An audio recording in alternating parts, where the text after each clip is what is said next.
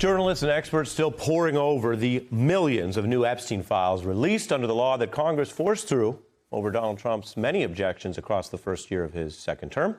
We're learning new details about how Epstein courted power from elite institutions to top moguls, even doctors, lawyers, tech leaders.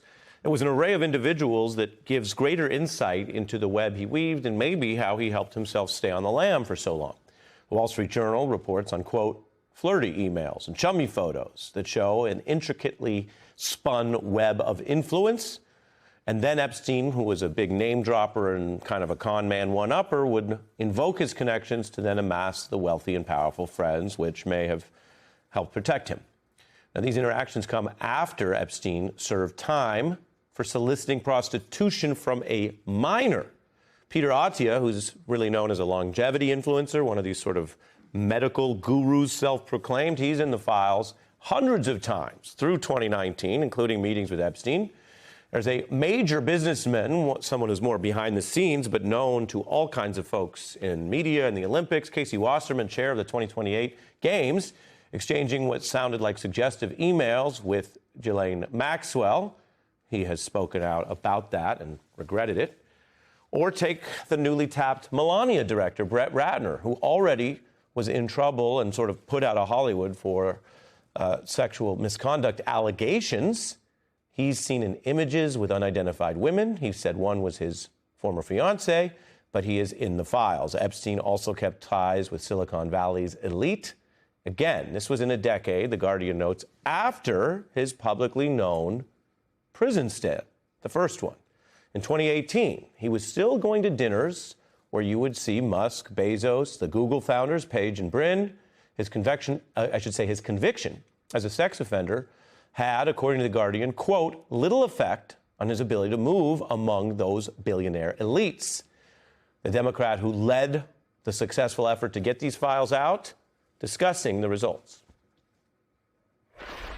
I mean, you have some of the most wealthy individuals, tech leaders, finance leaders, politicians, all implicated in some way, having emails about wanting to go to Epstein's island, knowing that Epstein was a pedophile. It's frankly one of the largest scandals, in my view, in our country's history, and there is a demand for elite accountability.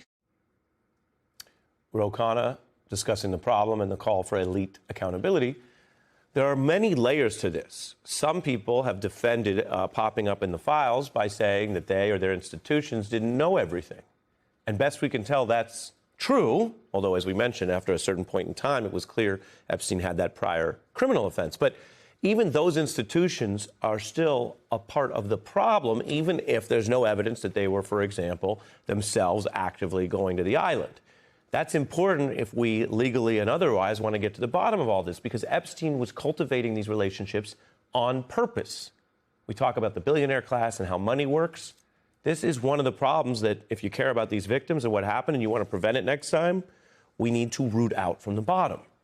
So there's a lot of charity and money that flies around in America. Politico reporting hundreds of thousands of dollars in donations to, yes, a worthy cause, Mount Sinai, but how that was misused by Epstein to peddle influence, with correspondence with a surgeon there who then did visit Epstein's island. The doctor saying at one point for Epstein, anything is possible. Now, Mount Sinai might be able to use the money, but they have to understand they were also probably being used.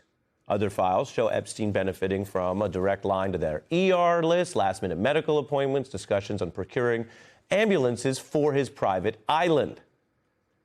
This is a broad and expansive web.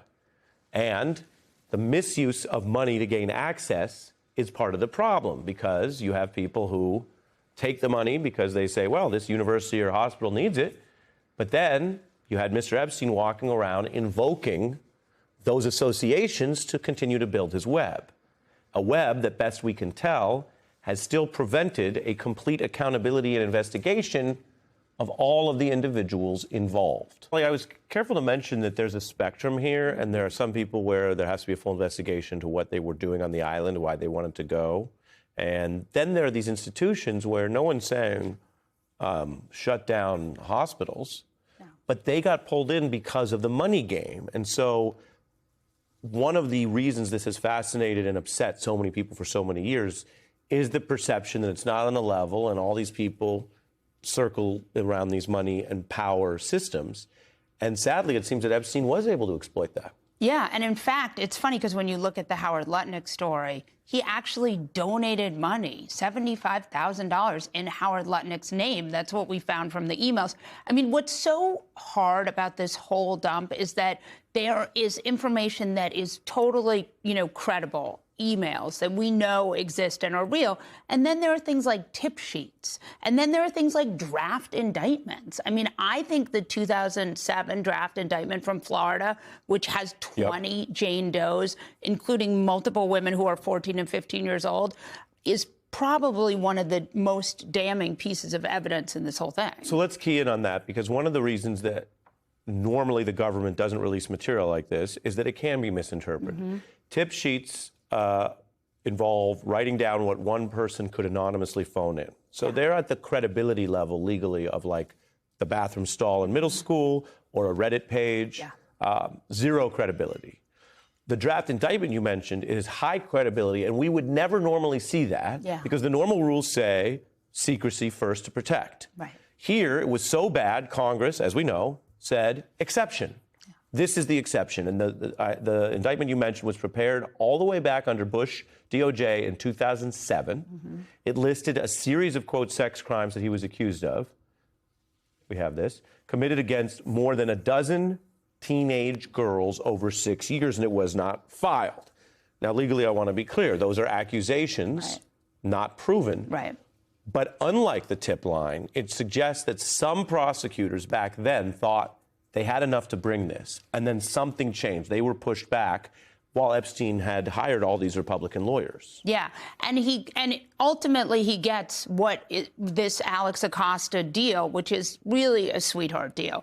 And I think what's so appalling about this story, and there are a number of parts that are appalling, right? There's what you see in the emails are people trading favors, people using each other for things that are mundane, and then there are these catastrophic crimes against women. But I think what is the most upsetting about the whole thing is that this happened under 5 different administrations.